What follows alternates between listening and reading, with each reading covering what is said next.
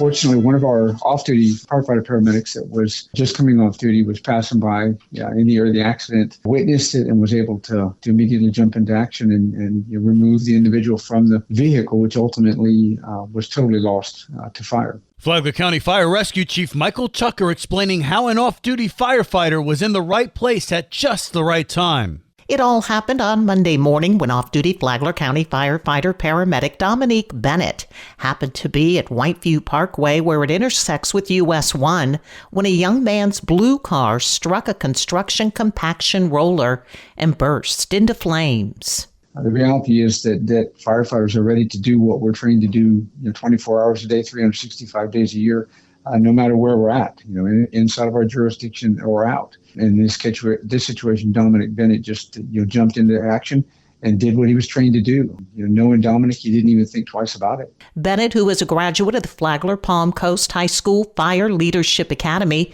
and is now working for the county, jumped into action and extricated the patient from his burning car.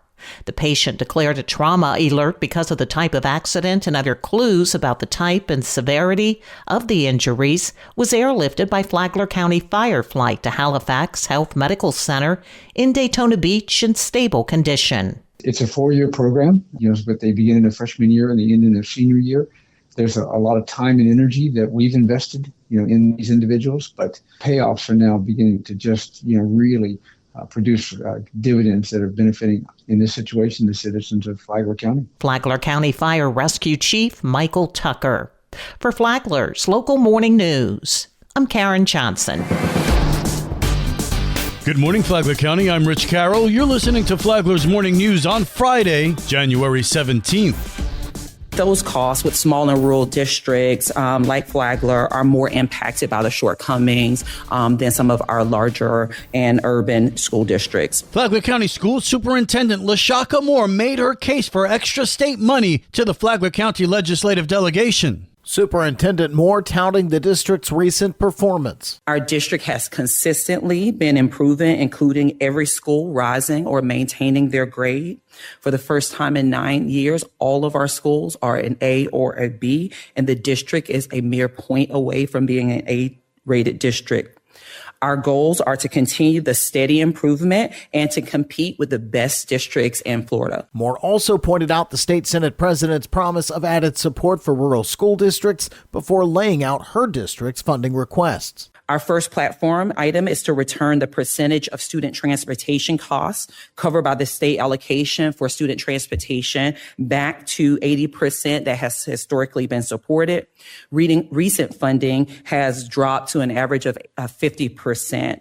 Another item we are requesting is to recognize all students served by the district and all formulas for generating or sharing capital outlay dollars. Our final request is to amend school capacity reports to recognize pre-kindergarten students. This is confusing for those who are working to plan for school concurrency needs. From the WNZF Newsroom, I'm Daryl Moody. This local news is a service of Flagler County's Toyota dealer, Beaver Toyota US 1 St. Augustine, here to wow you. In other news, starting on January 22nd, Palm Coast will implement a traffic calming pilot study to enhance neighborhood safety. The first phase includes installing speed cushions on Cimarron Drive and Florida Park Drive, identified as speeding hotspots in a 2024 study. Additional measures like chicanes and lane narrowing will follow on Farmsworth Drive, Forest Grove Drive, Woodbury Drive, and Sea Trail, with dates to be announced. Residents can share feedback via the city's website. The program ends in April.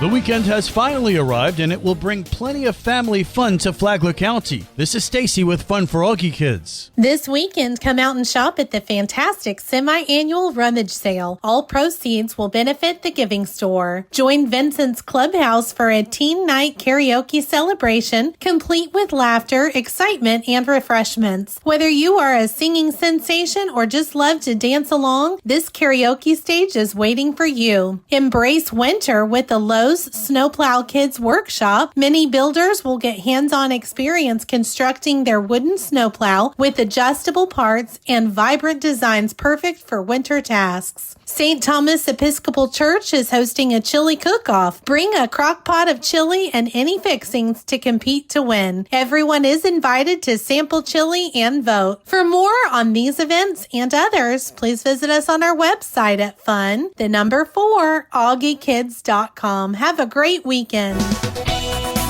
And now you're up to date on Flagler's Morning News. I'm Rich Carroll. And now, Mike Licio with your WNZF local sports update. The Matanzas Pirates boys basketball team defeated Clay Monday night 65-41 for their 6th win in their last 7 games. Alex Davis led the way with 24 points, 17 rebounds, and 3 blocks, plus 5 assists.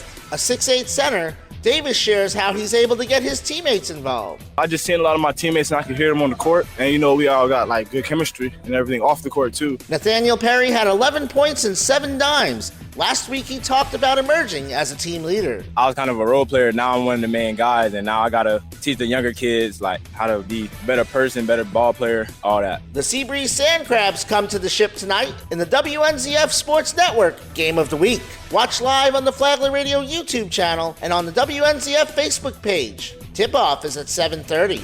The FPC boys split a pair of overtime games this week, defeating DeLand 54-49 Tuesday before losing on a buzzer beater 57-55 to Orange Park Wednesday. They travel to their home away from home, New Smyrna Beach, to take on Lake Gibson tomorrow at 3:30. The hometown teams will meet up at the Anderson Gym next Thursday in the Battle of Belterre. Tune in Monday for a preview. The FPC girls weightlifting team closed out the regular season with a sweep of Mainland. The postseason is next. That's where star sophomore Nia Williams realized last year she wanted to take her lifting to a higher level. Probably around regionals last year, I hit a 140 clean and jerk, and it just made me feel some type of way, and I just was like, dang, I want to do this in life. I trained all summer last year just so this season could be something I am very proud of. District meets begin next week.